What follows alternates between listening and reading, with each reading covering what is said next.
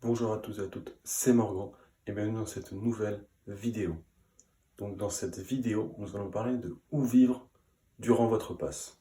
Vous vous êtes sûrement déjà demandé où vivre durant votre passe donc pour augmenter vos chances de réussite au concours. Donc soit chez vos parents, tout seul ou encore dans une colocation.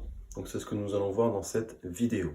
Donc tout d'abord, pour moi, ce que je choisirais en termes d'optimisation pour travailler, c'est donc de vivre chez ses parents. Pourquoi?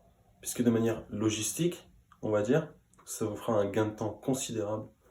Donc tout simplement parce que vous n'aurez pas besoin de faire à manger, vous n'aurez pas besoin donc de faire le ménage, la vaisselle, aller faire vos courses, etc., etc.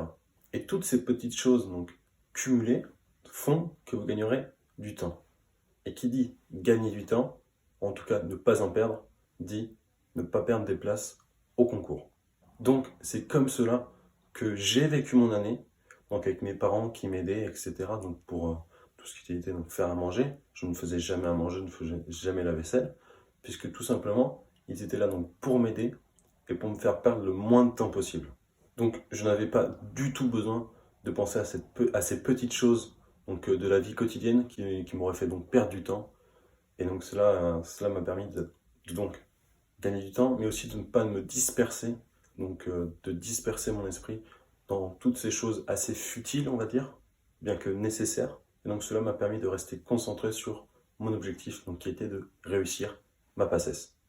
Donc si vous habitez chez vos parents, ils pourront également donc, vous aider, vous booster donc, au niveau moral pour ne pas que vous abandonniez.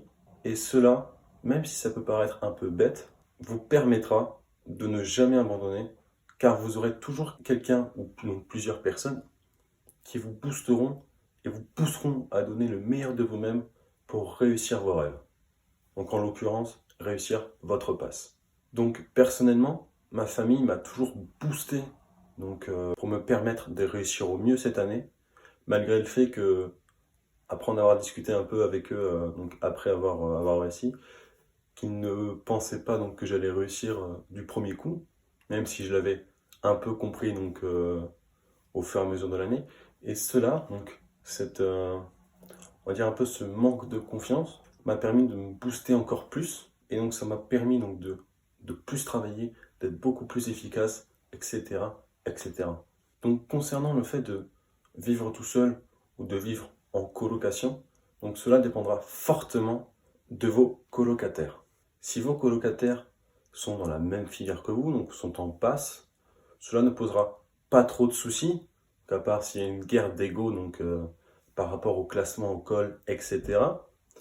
Mais si ces mêmes colocataires sont dans des filières demandant donc, beaucoup moins de travail, un peu toutes les autres filières universitaires, hormis les prépas, donc ils pourront vous déranger dans vos révisions, puisque leur vie sociale à eux sera beaucoup plus conséquente que la vôtre. Et donc si par exemple, un exemple tout bête, s'ils veulent faire une soirée dans leur appartement, donc aussi chez vous, eh bien peut-être que une fois, ils diront d'accord, on te laisse travailler, mais au bout de la 5e, 6e fois, ils auront envie et vous serez obligé un peu de devoir vous sacrifier aussi. Et donc cela pourra endommager vos révisions et votre année. Hormis ça, si vous êtes dans une colocation qui n'a pas cet esprit de travail, etc., etc., forcément vous serez moins tenté, boosté de travailler et donc au fur et à mesure, votre motivation et votre rigueur se dégradera, ce qui fait que vos chances de réussite seront moindres. Donc pour moi, pour vivre en colocation, la meilleure option serait d'être en colocation donc avec des personnes étant en prépa, les prépas ingénieurs, etc., puisqu'ils devront autant travailler que vous, mais étant donné que vous ne serez pas dans la même filière, eh bien déjà vous pourrez discuter lors des repas ou autres d'autres choses que vos cours, mais également il n'y aura pas cette guerre d'ego où l'un d'entre vous réussit mieux que l'autre et donc au bout d'un moment il peut y avoir des tensions.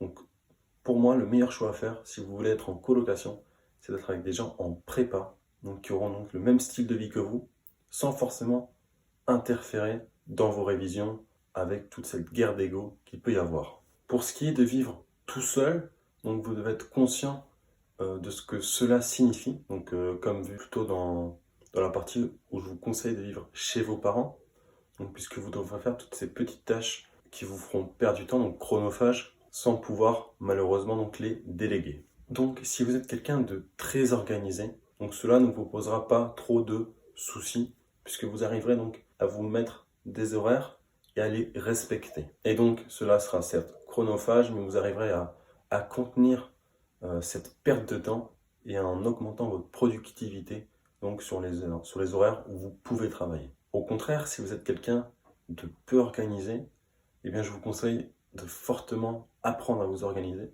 puisque si vous n'arrivez pas à vous organiser dans votre vie personnelle, pour ce qui est de la passe, malheureusement, cela vous causera quelques soucis et diminuera vos chances de réussite au concours. Et donc, je vous conseille fortement de vivre chez vos parents pour perdre le moins de temps possible et vous permettre de vous concentrer plus sur apprendre à vous organiser, donc pour augmenter vos chances de réussite. Donc, en résumé, je vous conseille fortement, si vous pouvez, de vivre chez vos parents ou alors en colocation avec des personnes dont le style de vie sera similaire au vôtre.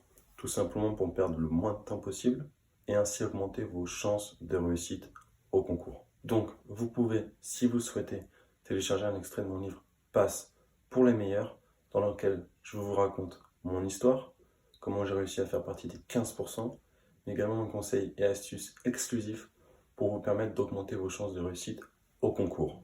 Je vous laisse donc cliquer sur le premier lien dans la description pour accéder au contenu offert et je vous souhaite donc une bonne lecture et à la prochaine.